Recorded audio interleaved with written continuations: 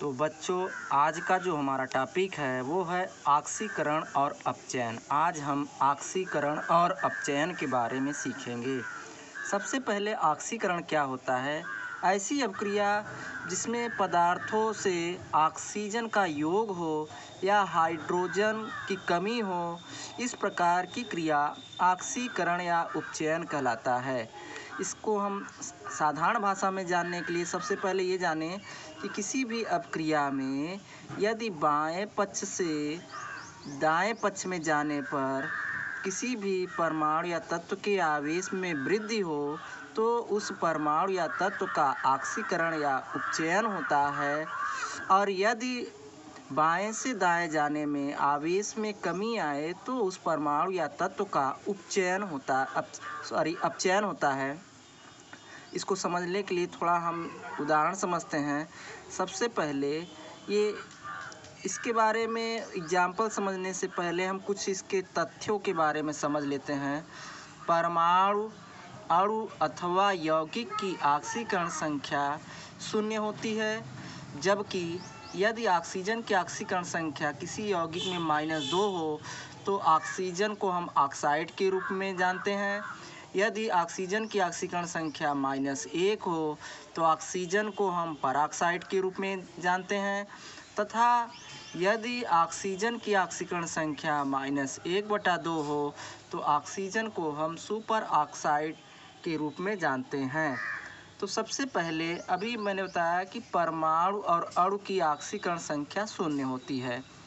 तो जब copper oxygen से ऑक्सीकृत होता है, चूँकि परिभाषा में दिखाया गया है कि यदि किसी अभिक्रिया में ऑक्सीजन का योग हो पदार्थ में तो उसका ऑक्सीकरण या उपचयन कहलाता है। तो यहाँ पर कॉपर में ऑक्सीजन का जो है योग हो रहा है, इसलिए कॉपर का यहाँ पर ऑक्सीकरण हो रहा है। थोड़ा इसको समझने के लिए हम इस तरफ दिखाते हैं आपको कि यहाँ पर कॉपर परमाणु लिया गया है और इसकी क्रिया ऑक्सीजन से कराई जा रही है और यह बनाता है क्यूप्रिक ऑक्साइड। चूँकि यहाँ पर बाएं पक्ष में कॉपर परमाणु के रूप में है तो इसकी ऑक्सीकरण संख्या 0 है, लेकिन दाएं पक्ष में कॉपर ऑक्सीजन के साथ ऑक्सीकृत होकर यौगिक के रूप में है, अतः इस पर ऑक्सीकरण संख्या +2 है। तो यहाँ पर बाएं से दाएं जाने पर कॉपर के आवेश में वृद्धि हो रही है। यहाँ पे दिखाया गया है आपको कि कॉपर का बाएं साइड में ऑक्सीकरण संख्या 0 है, जबकि दाएं साइड में ऑक्सीकरण संख्या +2 है। अतः 2 मोल कॉपर होने के कारण इसकी टोटल वृद्धि जो होती है आवेश में वो 4 इलेक्ट्रॉनों की होती है, और जिसमें वृद्धि होती है वो उस वृद्धि वाले इलेक्ट्रॉन का त्याग करता है। इसको हमको थोड़ा प्रयोगात्मक ढंग से समझने के लिए सबसे पहले हम एक चाइना डिश या पोर्सलिन डिश भी इसको बोलते हैं, या चीनी की मिट्टी की प्याली कहते हैं, लेते हैं और उसमें कॉपर का चूर्ण डाल लेते हैं।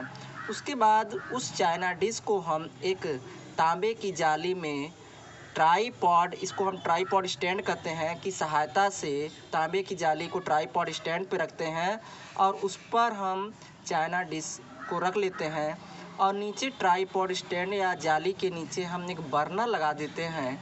जब बर्नर की सहायता से इसको हम गर्म करना शुरू करते हैं तो कॉपर के जो निचला सतह है जिसमें हम चूर्ण लिए हैं वो काली पड़ जाती है। अब सवाल ये है कि ये सतह काली क्यों हो जाती है? क्योंकि जब हम इसको हीट करते हैं, टेम्परेचर देते हैं, ताप देते हैं, तो कॉपर ऑक्सीजन से ऑक्सीकृत हो करके ये क्यूप्रिक ऑक्साइड में परिवर्तित हो जाता है, जिसके वजह से इसका रंग काला पड़ जाता है।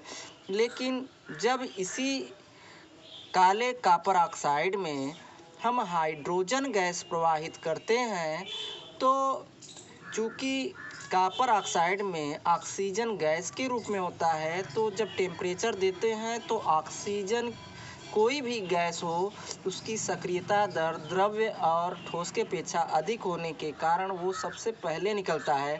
तो जब ऑक्सीजन कॉपर ऑक्साइड में टेम्परेचर दिया जाता है तो ऑक्सीजन की सक्रियता दर बढ़ जाने के कारण ये कॉपर ऑक्साइड से निकल जाता है और हाइड्रोजन ऑक्सीकृत होकर ऑक्सीजन से जल बना लेता है और कॉपर ठोस के रूप में प्राप्त हो जाता है। लेकिन यह क्रिया हमारा अपचयन में आता है, क्योंकि कॉपर ऑक्साइड में जैसा भी मैंने बताया है कि कॉपर पे ऑक्सीकरण संख्या +2 है, लेकिन जब यह कॉपर के रूप में परिवर्तित होता है तो इसकी ऑक्सीकरण संख्या 0 हो जाती है।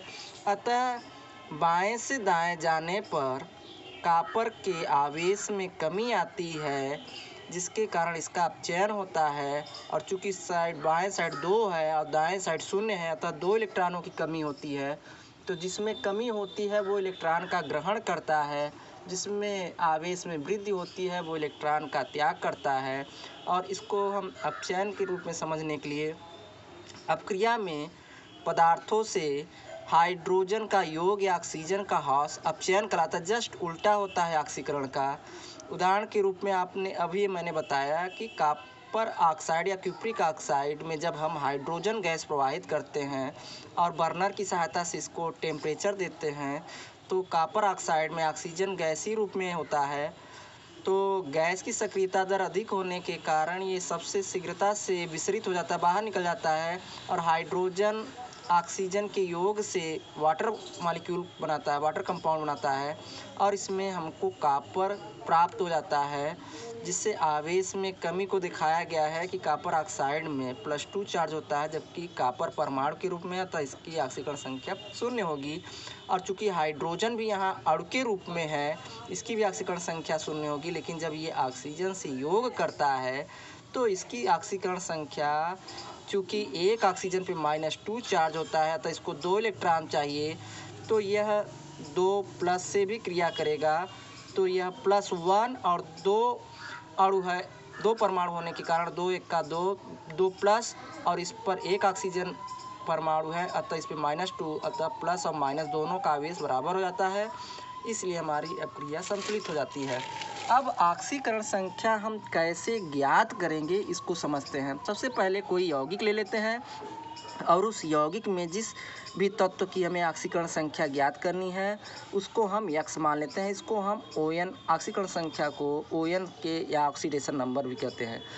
सबसे पहले ये सल्फ्यूरिक अम्ल 3 तत्वों से मिलकर बना है, हाइड्रोजन, सल्फर और ऑक्सीजन। इनको अलग अलग करके हम दिखा लेते हैं। क्योंकि यौगिक पे ऑक्सीकरण संख्या कोई प्लस और माइनस का चिन्ह नहीं है, तो इसकी ऑक्सीकरण संख्या 0 है। तो हाइड्रोजन की संख्या 2 है, इसलिए इसको H2 के रूप में लिख लेते हैं।